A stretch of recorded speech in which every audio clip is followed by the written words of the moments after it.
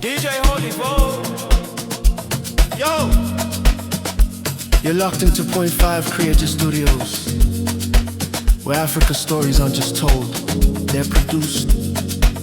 News, politics, entertainment, films that move the continent. We bring the truth, the fire, the creativity. Your world, powered by African storytelling. Point 5 Creative Studios. Point 5 Creative Studios. Point 5 Creative Studios. Point 5 Creative Studios. Point 5 Creative Studios. Ndakazvitaura wani zvemusikana uyu Simbiso Mapfumo. She got her HIV from ED Mnangagwa. Amba atora kuti aiwa asimakuhwa rega tise mukuru ipapo ende atozviona kuti mukuru tiri kutofumura nyaya dzake dzaaita kare. Aiwa Susan anenge achitoda ende Susan anenge achipisa handitika zvikanzi he used to sleep with her and her older sister around the same time. Mnangagwa has ruined so many young lives. Vana vari kufamba vachizora vanhu Mukondombera kunze uko. Ndo mashoko akandwa naSusan aya. Mawani ende hazvina kuperera ipapo, zvaramba zvichienda kumberi ende zvatozodzika kusvika kumberi kwekutoti pakashata. Zvikanzi nevamwe timu, ndiye wekutengerwa Range Rover here uyu? Zvikanzi naSusan, yes ndiye.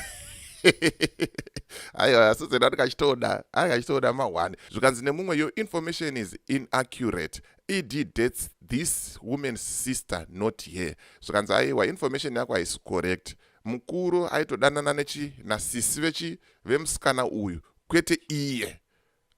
Pakashata. Zvikanzi naiye Susan, it's very correct. Airara navo vese at one stage. Ombeka dzechivhurika idzi baba. Wozoona vanhu vakusileya, vanhu vane mota, vanhu vaita sei zvinhu zvakadai so iwe unenge uchirwadzisa uchitogaya kuti haina sunyatsorova mawex amana zvinhu zvakandoomera, but zvinenge zvichiitika kuseri uko mawani. Susan haana kumira ipapo, amba azoenda zvikanzi kuvasikana vanga vari kushoya macheso naSignal. Vakaenda naSignal kuhotera kwake. Ndiri kukuzivai ende ndiri kukurudzirai kuti endai munotariswa chirwere. Awamana zvireko here zvinhu izvi zviri kuitika izvi? Mawani chaiwo ka. Zvikanzi those Zimbabwean, paiswa Zimbabwean flag, those Zimbabwean Australian babies in Sydney that slept with just Signal when he came over Namacheso, please go and get tested for HIV. I was backstage with my friend at that gig and I know all 4 of you that went to the hotel with him. Hanzi mukomana akatora 4 machopi baba kushona Macheso kuSydney kumazimba akaenda nawo kuhotera. Hanzi ndikutokuzivai mazita enyu 4.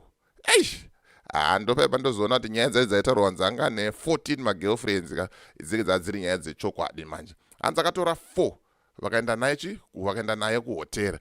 I will not mention you by names, but you all have the responsibility to know your status because spreading the virus willingly here is a serious offense. Handikukuzivai mazita, but hangu handisi kuzotaura zvangu mazita. Handisi kuzotaura zvangu mazita, pandiri kukukurudzirai kuti endai munovhenekwa, endai munoita sei, munotariswa. Inyaya hombe. Zvikanzi, to all young people out there, please condomize, practice safe sex. Just Signal's wife got AIDS from ED Mnangagwa. Vakota futi mukuru. Haasi kumira, ari kumuratidza kuti aiwa tiri kutomuziya. Saka zviri kutaura izvonzanzi mukuru ari kurwara, mukuru ari pachirongwa, ndokwakabva Mukondombera. Une mukadzi waJasignal. Iri kutaurwa iye, imbotaurwa unzi mvana yaye yeZanu-PF iyaye. One. When I was staying at his farm and she passed own the disease to her now late husband John, whom I knew from Kwekwe aiita zvegold mining. Iwe vana vanenge vachida mari, vana vanenge vachida bhaki baba, ende havatombomire, ende zvavanenge vachitaura izvozvo hazvina kana basa, as long vari kuita sei vari kudya, as long vari kuita sei vari kurarama. Handitika mirai ningoverenga last slide then tapinda timbonyatsoona kuti nyaya ndeyechokwadi here, kuti uyu ari kunzi akapiwa chirwere vane link here nemukuru. Pane article iripo futi atoda kuti tiverenga. Handitika zvikanzi neumwe uyo iwewe unotopengeswa nemapiritsi eAIDS chete. NdiSusan ari kutaurwa uyo. Handitika anenge achida musikana haamire kupindura. Zvikanzi unfortunately I'm the lucky one asina kubatira chirwere, and to date I'm HIV negative. Mawanika ndo nyaya dzatiri tichifamba nadzo, ndo nyaya dzinenge dzichipisa. Hapana kuonga munodzinzwa kunze panapa pachitubu. Ndosaka papa ndichigara ndichitaura kuti isa subscribe button and the notification bell, wosiya like, wosiya comment, wotaura kuti zviriko here zvinhu zvakadai so. Ukazoona munhu mukuru wenyika akuundurwa, akufumurwa, kuiswa pajekerere kudai so, pane kwatiri kuenda here kana kuti pane kwatiri kuenda.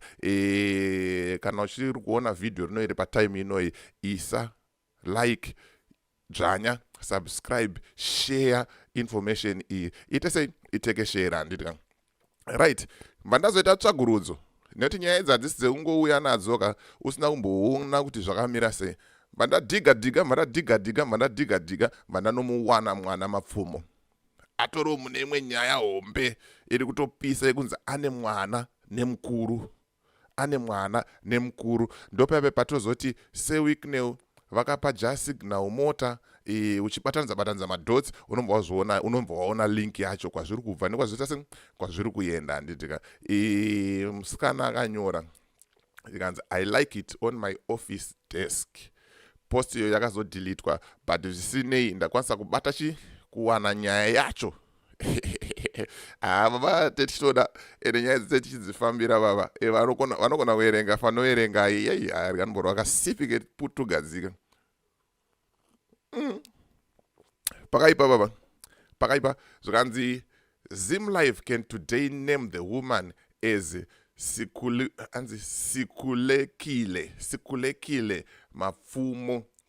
Mapfumo's child with Mnangagwa, now 3, was named Ethan Dumisani. His name starting letters the same as those of his father, who is sometimes referred to as E.D. Emerson Dambudzo. Yay. And Mnangagwa reportedly bought a house for Mapfumo in the suburb of Gaika in Kwekwe, where she is living with their son. Mawanika ndo nyaya yacho iyo. Zviri kutaurwa uyu musikana uyu